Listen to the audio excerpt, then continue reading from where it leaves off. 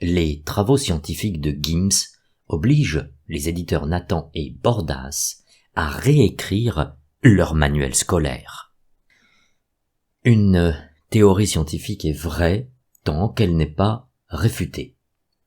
Nous allons maintenant analyser les preuves irréfutables que nous apporte Gims à l'appui de cette nouvelle théorie qui vient bousculer les connaissances jusqu'ici admises. En effet, avec cette avancée spectaculaire de nos connaissances scientifiques, Gims va marquer son nom dans l'histoire. L'avancée est telle que les éditeurs Bordas et Nathan planchent déjà sur la refonte de leur manuel scolaire. Lors de son interview radiophonique du 22 mars 2023, il n'a pas eu le temps de développer en totalité l'immensité de son travail de recherche. Et on peut tout à fait le comprendre tant la complexité du sujet nécessiterait des heures et des heures d'argumentaire et d'apport de preuves factuelles. Nous allons donc, dans cet article, apporter quelques preuves objectives, sans toutefois prétendre à l'exhaustivité naturellement. Tout commence lors d'une entrevue que Gims a accordée à Yves Coppens le 20 mars 2023, soit 2 jours avant ses révélations au micro de We Hustle et 9 mois après le passage à trépas du paléontologue. En introduction, Gims demande à son visiteur quel était le régime alimentaire de Lucie.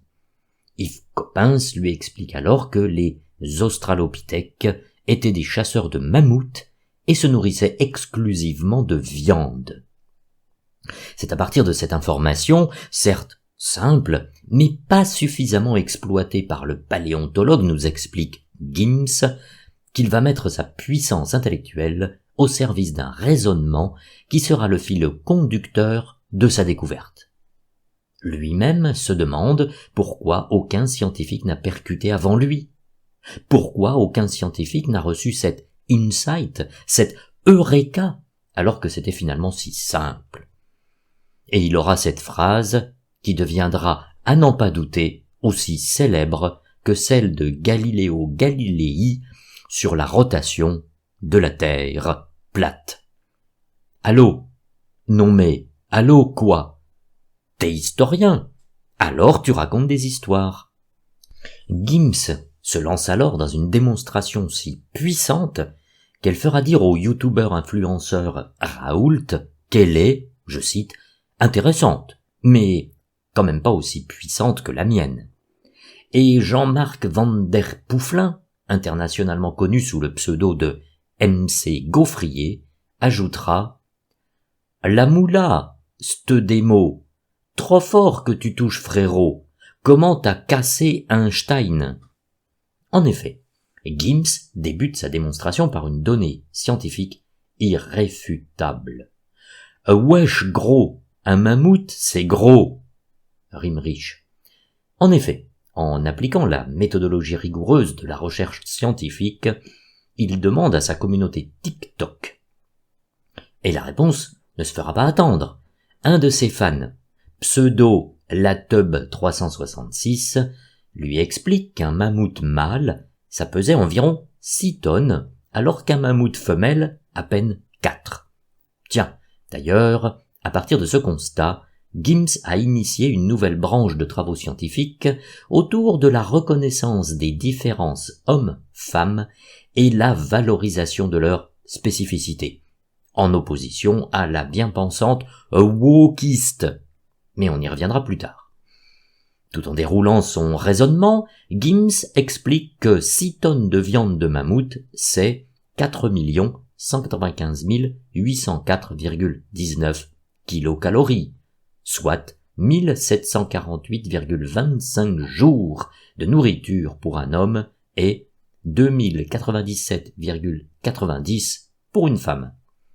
Quand il tue et rapporte un mammouth au foyer, à la grotte, l'homme de Néandertal rapporte donc 4 ans et 288 jours de nourriture pour un homme et 5 ans et 273 jours pour une femme. Et comme le mammouth a une date limite de consommation d'environ 5 jours, gravée sous la queue, c'est indiscutable. L'homme de Néandertal doit trouver le moyen de conserver la viande de manière pérenne. Il procède alors à la découpe du mammouth et le place dans un congélateur. C'est d'une logique juste évidente, étayée par le bon sens.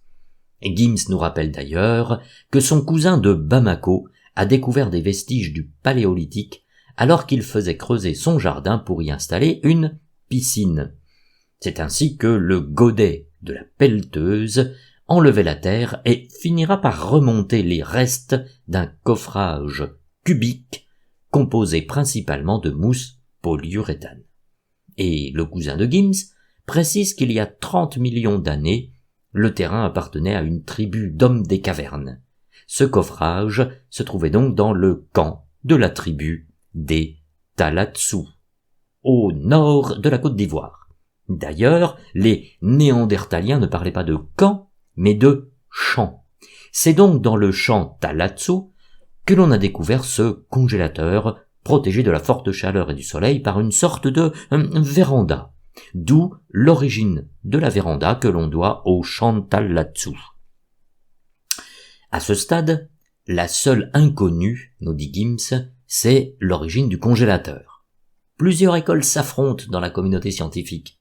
Certains, plutôt issus de la prestigieuse Berliner University of Biggest Malone, posent l'hypothèse d'une origine allemande, car ils auraient découvert une plaque métallique sous le coffrage et gravée de symboles qu'ils auraient traduits par Bokenecht.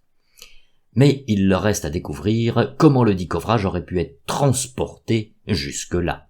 Et d'autres scientifiques, du non moins célèbre laboratoire de l'université de Yakpabo Bonyankro en Côte d'Ivoire, proposent une autre hypothèse. Le congélateur a été livré par ceux-là même qui ont installé l'électricité au sommet des pyramides, les êtres de lumière venus de la planète Melmac. Quoi de plus logique que de fournir à la fois la source d'énergie et son usage, sinon, à quoi bon? C'est cette seconde hypothèse qui semble à ce jour rassembler la plus grande part de la communauté scientifique, tellement elle apparaît comme la plus logique. On comprend donc mieux maintenant l'importance de la fourniture d'électricité par les pyramides égyptiennes pour conserver le mammouth dans le congélateur. CQFD, la boucle est bouclée, comme dirait Bernard Hinault. Après avoir clôturé ses travaux et sa démonstration sur l'alimentation du congélateur de Néandertal par l'électricité des pyramides, Gims s'attaque à un autre monument, la psychanalyse. En effet, Gims nous explique que le dolmen de la forêt de Brocéliande serait en réalité la première forme de divan où s'allongeaient les druides pour livrer aux sorciers Maasai le fond de leurs pensées et en échange recevaient les recettes de potions magiques. Freud n'a donc rien inventé, il n'a fait que s'approprier une technique non encore brevetée et de ce fait disponible dans le domaine public, ce qui fera dire à son cousin, je cite, « Wesh gros, la psychanalyse, c'est grave une récup du savoir africain. » C'était vraiment très intéressant.